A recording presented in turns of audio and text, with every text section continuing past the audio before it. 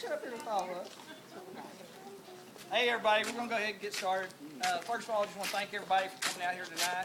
We turned on the air conditioner, as much as we could, but it's not working very well. So I'm Mark Grimmett. I'm the Public Works Director. The Stormwater Management Group falls under my purview. I'm responsible for it.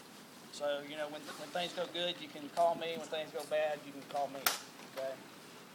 We're going to go over a lot of stuff, information tonight. I'm going to introduce you to my team here in just a minute, but right now I want to introduce y'all to some city council members first. Lauren Glad, Wade Perlmutter, Jared Henson. I'm always last. And Ms. Springwood. So, I said that'll work. Yeah, whatever. I had a good friend. Oh, okay. So the mayor's going to talk to you guys for just a minute. If y'all don't know Mayor Dabbs, this is Mayor Dabbs right here.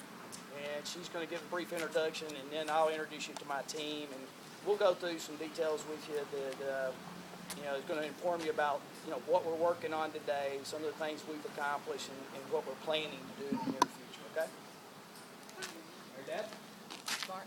Guys, welcome. I'm so glad you came out here tonight.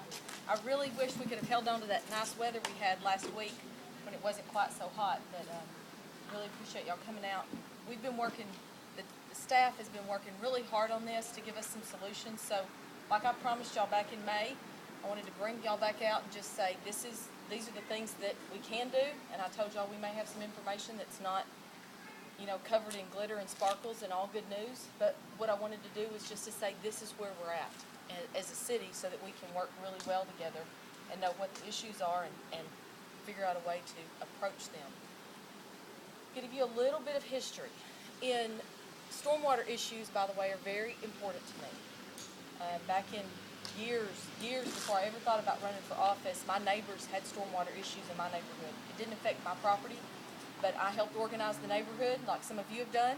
I collected emails. I figured out when the city council meeting was. I went to the city council meetings. So I've been where you're sitting before. So I understand that this is an issue that's really, it's important and it needs to be addressed. So then come up to about 2011, the first thing we did in 2011 was just to clean the ditches out. And so we had a period of time that we didn't have a lot of water in houses, and we had some big rains during that time period.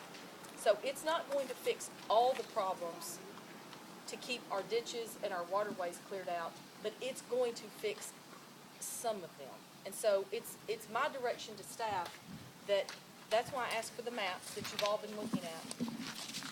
My direction has been to staff that there be a maintenance schedule on the areas that are city right-of-way, in the city right-of-way, and that there be an inspection on all other stormwater right-of-ways, because these things meander through all of our neighborhoods, and just like utility easements do. Utility easements go across your private property just like stormwater easements do sometimes, but the utility company doesn't come out and mow your utility easement.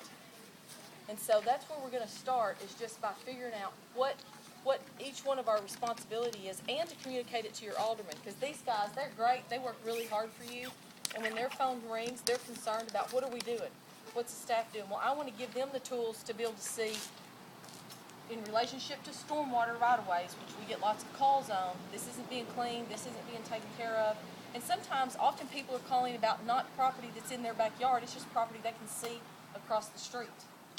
And so this is going to give y'all the tools and the council the tools to see whose responsibility certain areas are to clean out. So we're gonna start with that. I'm gonna turn it back over to Mark. Mark, and then we're gonna work through some things. Then we're gonna have a Q&A at the end. So I'm just gonna ask you to hold your questions while we give you information. We'll have a Q&A at the end. Thank you very much. Thanks, Mayor. Okay. Ben Wilson is our stormwater manager. He's responsible for day-to-day operations in stormwater. So him and his team are out there beating the streets all day, every day, checking out storm drainage easements, right-of-ways, just issues in general. They're also working with all of our developers and engineers like Vernon that's over here. and making sure that we build things to the specifications that we've established. You know, we have ordinances for all that. So his guys are out. I think, Ben, there may be 50 sites at a time that you guys are trying to keep up with. Rotation, Yeah, on in a regular week. So, and most of the time, you know, it's usually just Ben and one other guy. He's only got 2 guys that work for him. So most of the time it's Ben and another guy that are out doing a lot of this inspection work, and the third guy's out actually walking easements and doing things like that. So needless to say, Ben's got his hands full. It's a lot of ground for him to cover, but they do a great job with with the resources that they have, and I'm proud of the work that they do. But I'm going to let Ben walk through with you guys some of the things that he does every day, and some of the things that he's working on, and his responsibilities. And then after Ben gets through, I'm going to introduce y'all to our engineer and construction manager, Ted Taylor. Ted just came on board with us back in March, so we've had a big need for somebody with his experience and background. He's a professional engineer. He knows what he's doing, and he's already made some great contributions. So he's going to update you guys on the flood mitigation work that we've already done, and he's going to update you on some of the things that we're going to be doing here in the near future. Okay? So Ben, take it off. I'm very grateful too for Mark and Ted coming on board, because during that time, you know, the storms, the end of April, Ted hadn't stepped in and helped me, you know, with some of the phone calls and issues. I mean, it was a big job, but we've made some progress on some of the cleanup, and there's a handout here. Some of y'all have got it. There's some more on the table there. But like Mark was saying, what we do is kind of related, well, it is related to the state permit. It's pollution prevention control.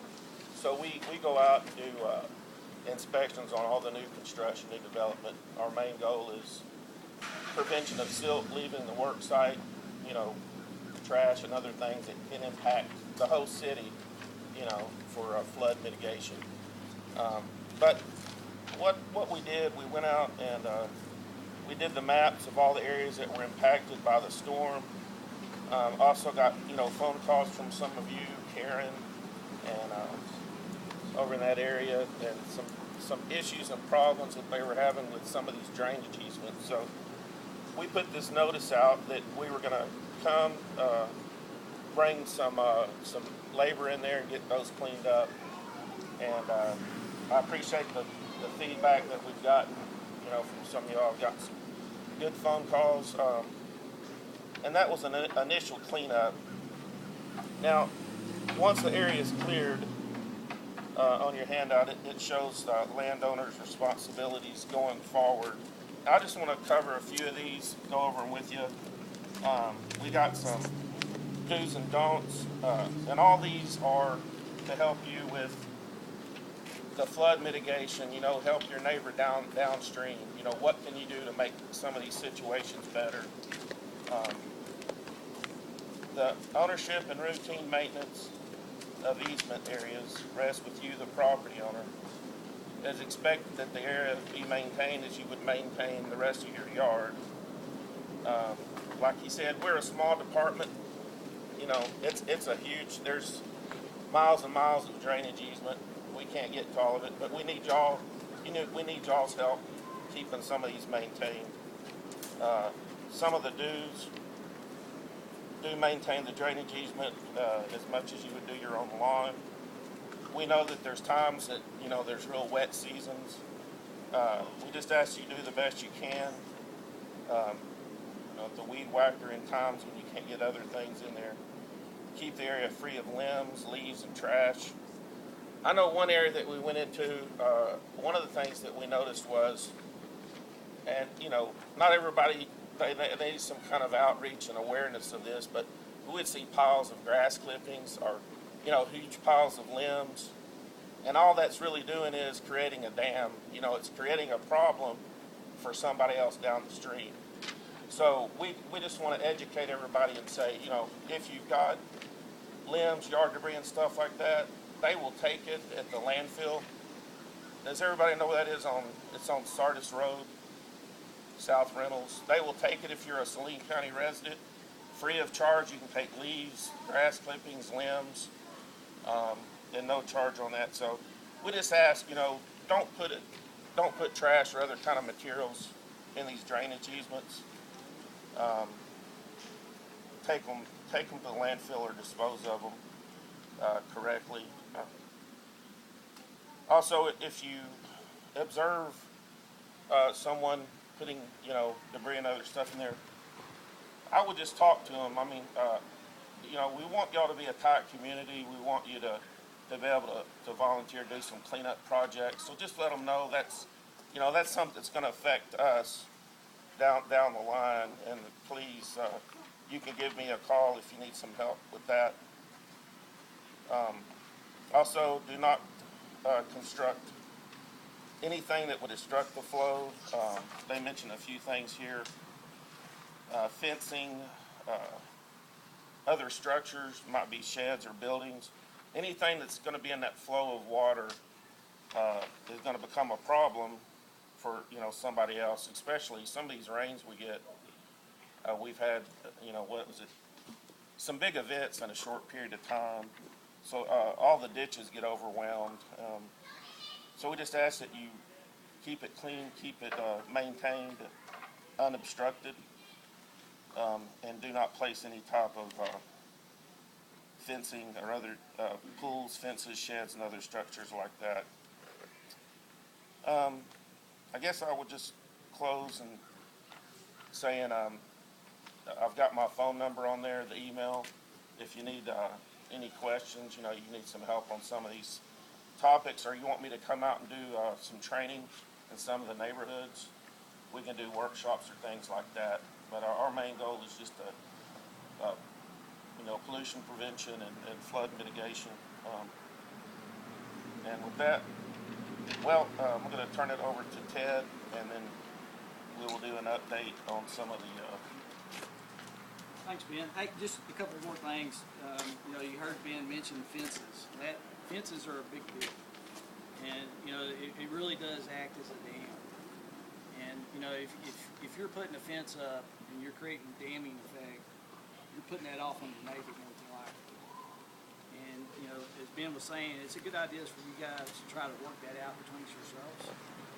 Do we recommend fences in the drainage areas? No, not at all. We understand you own this property, so I would recommend to you, if you're going to put a fence up, that you put some kind of chain link up or a wrought iron fence. It's just a difficult situation. I understand you want to use all your property. I mean, I'm the same way. I get it. But when you have a flooding issue, you got to think about what's most important. So I would ask you guys to just please consider that. And one of the things that we're going to have to do is we're going to have to really start watching where those obstructions are created at, and we're going to work with you guys if we're not seeing them mitigated and taken care of. If we can't compromise on some of that stuff, we're going to have some issues. So we'll figure it out. We'll work through it. We promise to work through it with you guys and do the best that we can to compromise when we can. And sometimes we're not going to be able to. So I just want to make sure everybody knows that the fences are a big deal, and we're going to have to do a lot of work with the fences. So. And do yourself a favor, put a gate. Yeah. That helps us. If we have to get in there to clear, it helps us to get there. We've got so many neighborhoods that are fence locked, you can't even get into them without taking fences down to remove debris. So Ben talked about pretty much about what we did immediately, what our low cost options were. And he did that very financially on the low as far as we use prison labor. Now, long term, we've got to come up with better solutions. We need to look at your drainage ditches. We need to inspect your drainage ditches to make sure that they're carrying the water away. A lot of what happens is over time they silt in. So I like to point out too that once again, that's still y'all's personal property, but when a ditch silts in, it's limited by how much water it can carry by that point. You guys know that. So long term, what we're going to look at doing is we've contracted engineers, we've contracted surveyors. Is we'll come in and look at the streets, look at the drainage ditches to see how good it is or how bad it is. So you'll see potentially in days, months to come, surveyors in your neighborhood. Then also, we're identifying all the hotspot neighborhoods. Y'all's were one of the first ones. You know, we're looking at immediately 5 others. If y'all followed the flooding pathways, it went all the way up almost to Hurricane Lake as a result of everything that came down. So we're working up all the way through there to address those places. So, and as luck would have it, we already had an active project in y'all's neighborhood. It was the Richland Park area. I'm sure several of y'all have seen a home that constantly floods. Every time it rains, it comes around and floods that house. It's flooded so bad that people have abandoned it 2 or 3 years ago. So the Richland Park project, which Vernon worked on for us, should address a lot of flooding on the western side of it. We'll get to a question and answer, but we'll get to that. So we have engineering fixes that are coming along as a part of that. Studies. I know everybody's hesitant to studies because you end up spending money. You don't always get things done, but hey, we've learned our lesson. We know these things have to be addressed. So that's kind of the long-term plan. There are certain areas like, and this doesn't necessarily affect y'all, but like Hidden Creek. Hidden Creek is a core of Engineers Creek. So you're limited by what you can do on that based off of how you affect the wildlife and the water pathways that are on those. Those things take time to address. Unfortunately, us engineers don't move too fast. But we want to do things at first, clearing the pathways, coming back and assessing the problems, and then you'll see long-term fixes coming, hopefully before the next rainfall. And that's pretty much all my spiel. So, Yeah, one thing I just wanted to add real quick, you know, so you guys know, you know, the stormwater fees that we're generating now, you know, we added the $3 per resident, $6 per commercial user. Those fees are generating about $300,000 a year. This Richland Park project by itself is probably going to take up 2/3 of that. Okay, so I hope you guys see, you know, we're trying to prioritize these jobs where we get, you know, the most bang for the buck, so to speak, and take care of the most issues that we possibly can. So I just want you guys to know that, you know, we know that it's important that we fix these issues. We're working with the resources that we got to get it done. And the other, say, third or so of it was taken up on another project that we'd already committed to and had to get done. So I just want to put that in perspective, you know, how we prioritize our spend of the funds that we've been able to collect so far. Now, as we collect more funds, obviously we're going to work down that priority list.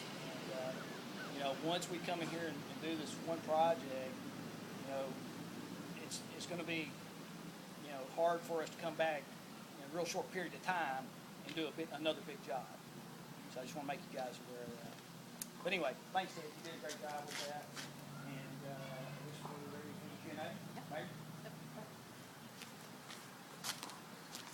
Jerry just pointed out that we scheduled this meeting and we planned it right here under a hanging tree. So I hope nobody brought a rope or a ladder.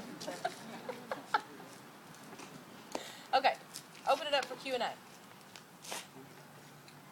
You said Richland Park project twice. What is it and what's it doing? Sure. Because I hadn't seen anything of it. Yeah. Okay. Ted, you want to run Sure, through the project? sure. In fact, I've got some of Vernon's drawings, but we didn't lay those out right here. But in essence, there's a detention basin up there that was privately owned and somewhat forgotten. Well, it drains to the east and comes across, and forgive me, I don't know all the streets. And it drains to the east and comes down around into the street, drains out to the street, and there's 2 homes that floods that comes around and then comes down to the south side of it. Do you need drawings? Let me show you what it does. This is it right here. Currently, Okay. it drains this way and comes out into the street and comes around and gets back into this drainage structure. It What also it drains. does is all the storm water that comes out of these. Yes, sir. You got your road here. That's all nice and well. But everything in their yards is going downhill. Water's always gone downhill except for one river in Georgia that flows uphill, believe it or not.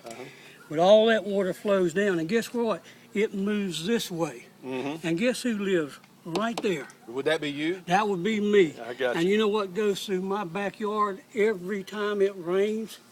Every bit of this water that flows down here. That's what I've been harping about for 15 years. Where as much as that, I'm sure a lot of this comes across too, and you get inundation from this stretch too, because it comes over here, it gets out of its banks, and it just comes down through here willy-nilly. Well, that's what I'm saying. My backyard, like I say, you can't see it because the little Well, line cut in me off. essence, this detention basin is draining this way. That's towards you.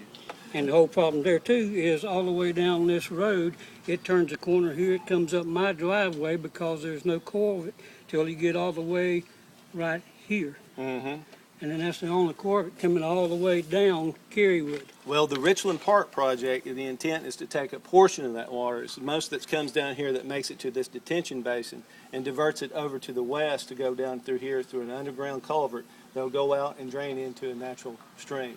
Now, will that fix everything of your problems? That I ain't can't got tell nothing you. to do with me. Well, No, actually, it takes some of it. I'd strongly disagree with you, sir. This culvert that pushes this water on you in this direction is going to be completely abandoned, and none of that water is going to go in that direction Okay. anymore. What about all this? All this entire subdivision is routed through internal drainage to this pond. So if the water from the pond doesn't go over there anymore, that water doesn't go over there anymore. Tell you what, So next the- time it rains, you come to my house right here and look in my backyard. I know Next time it you ha- rains, you have a- it will help you have a- after this is in. You have you'll a come back and look at it. 36-inch pipe right now that's pointed right at your back door that will not be there in 3-4 months. We open bids on this job next Tuesday. Yeah, and I think he's saying, this water, this pressure from this water is keeping this from draining off as well as it should, right, Bernie? Yeah, so, I mean- so that should alleviate some Yeah. issues. Well, there's water comes through here, massive. This is where I live down this way, and it's coming through here between these houses right here, and there's these gutter-like things right here, and it's going through, and it's coming massive down through Definitely there. does. Yeah. And I think that's some of the drainage that we're addressing by what we end up We're going to tying be in. intercepting all the water that comes from this direction and all the water that comes from this subdivision and taking it down to the creek, The one that flows under Debswood, right? which The creek that flows under Debswood. There's currently Yeah, a that's vehicular, right. Yeah, it's- vehicular, right? That's the 10 acres yeah, that you're the talking city about this owns. intersection down here. Right, Yeah. right. But that's That's the on the thoroughfare big that goes under Yeah, there, the big right? creek. Yep. And so your Richland project will take a culvert, or will take this water here and go underground with it and meet up with that. Is that what you're You saying? can see that right here, what you're pointing out, right here. Here's I have to agree with Deb's him. You know, Right. if you've lived there, you know the land more than someone that, and I'm not disputing I as an understand. engineer, because, I mean, I have a degree in science. I mean, I'm not disputing at all. But when you live there, it's what he's saying. He lives there, and he knows, he's out there in the rain. He knows where I it's have, flowing. I have a swamp every time it rains. And I hear that, but You know, but it Vernon would be is so bad correct. if it was my water doing it, but when it's everybody and his son's water coming down there and they're all pooling and having a party in my backyard, it makes a difference to me.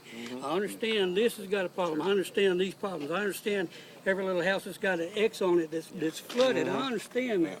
And I'm no more important than they are. But again, I've been harping about this crap for 15 years or better. Yeah, and we're taking action on it You right see now. what I'm saying? Yeah. And nobody, well, FEMA stopped by the other day and looked at it. It was flooded last time it rained, and they told me it didn't. But nobody, to my knowledge, knocked on my door and said one cotton picking thing before they took out all those woods and put in that subdivision. Nobody said anything to anybody back here. So, going forward, we can address the situation we have now. That's what we're doing with this project. So we're gonna get this thing rolling. We're gonna get the construction completed, and then we're gonna evaluate again. But, we have a high level of confidence that this is gonna take care of some big issues.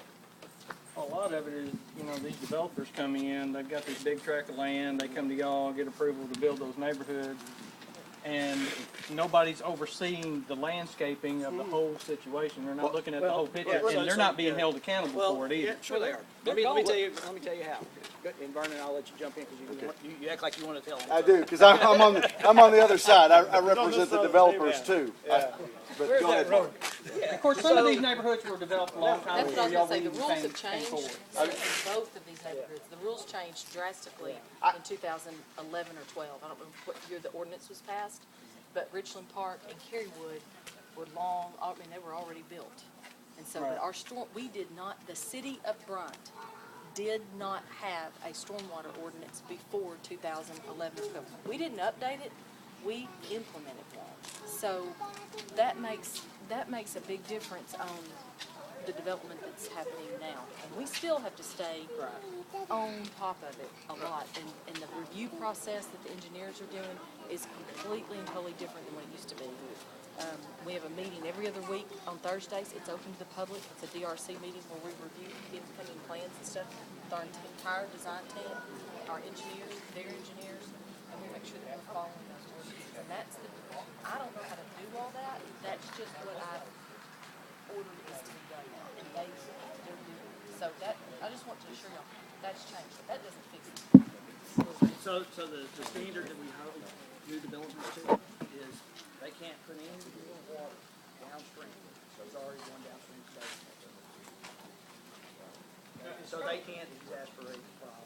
Is code enforcement kind of overrun the call too right now? Because Well, I know that there's people that shoot those grass clippings out into the street. I'm talking about there's one guy that had a pile up this high in my neighborhood. It's like, that's ridiculous. Yeah, and I'll tell you, they do have their hands full, but we just recently, the last city council meeting, we passed an ordinance to allow Ben Wilson, our stormwater manager, to enforce the code.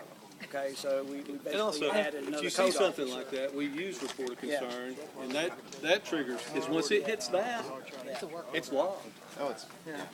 I mean, I've reported a few. for sure. But we encourage you to report everything you see that is a code enforcement issue. We want citizens like you helping us. Y'all are talking about there that would benefit any of us back here, Oh. or is that in one particular area? It's one particular area, and we have digressed. So yes, let's move the conversation back out here. Now, I've got an issue like some, and of course I know in certain areas of Bryant there's duplexes being popped up left and right. And granted, they do look fairly nice, but the type of, and people get in situations they have to move to a duplex. You know, there's all sorts of people that move into them. But in general, do they really care about the property in their neighborhood that they're moving into? You know, are they just there for a short time and then they leave the homeowner or landowner with whatever mess and stuff they're going to leave them with? I've got a neighbor, well, our people that live next door, well, the people that own the property next door to us, which is on that map as one of the problem areas, the Mills Park Road doesn't have their drainage system. You know, it's just an open drain, and it tends to filter in between two properties that filter off the land into a lower segment. And right when it goes to the property, it tends to the neighbor next door, it becomes a ditch in the backyard. It goes through the ditch, and it runs right alongside my property line. And many times I've called y'all and said, look, you know, anonymously, these people are putting stuff in below the fence line, because the ditch comes below the fence there, and they'll stuff, they had a tricycle in there just to keep their dog, you know, these are renters, doing stuff to keep their dogs there. I've even helped I even replaced the fence, because there was a time where the whole fence came down because there was so much water because of the blockage there and stuff. And it's like nobody can enforce anything. It's like, well, there's a code, but, you know, we'll knock on the door and we'll put a little sticky piece of paper up there. Yeah, I mean, we're hesitant to write tickets. I mean, and we think we're being nice, but not always. Can I ask you a question on the hesitant of writing a ticket? Yeah. When it starts affecting the value of my home? Exactly. Okay, So- I've turned guy in twice and his house still looks like dog mess. When you go down the end of Chelsea to show, what you see off, when his house looks like that, he don't own it. He don't have to have the house look like that, but it affects the value of my home when I look at his home. Well, another thing that you brought up that's an interesting thing is property owners associations. I mean, what we do in DRC now is on all business. Let me address the code enforcement. Let me address the code enforcement issue first. Code enforcement is our frontline defense to blight, crime, and lowered property values. Those are the top 3 reasons that you want a really, really strong code enforcement department. And you've got to as the mayor and residents, you gotta back them up when they write those tickets. We have had some really strong discussions with code enforcement since all of this has happened, because what came to light was there were a lot of code enforcement issues relating to stormwater ordinance 42. Is it 42? There were a lot of stormwater violations to stormwater ordinance 42 in your neighborhood. My question to code enforcement was, why is this not being addressed? We're short-staffed, and we've never had we've just never really done it, Mayor. We've not, and I said, you've got to do this. And so I'm really happy to hear those of you that are here saying code enforcement, because I do agree with you. That is the solution to the problem. I didn't know how loudly I wanted to come out here and tell all y'all we're getting ready to start writing some tickets. Well, I Okay. mean, when the trailer park has higher standards than our neighborhood, I agree. I agree. City council added another person to code enforcement just this past year. they got high standards. So we have, for the first time in I'm in year 7, in the 7 years I've been here, have increased our code enforcement from 3 to 4. And at the last city council meeting, I asked them to give Ben the authority to also write tickets relating only to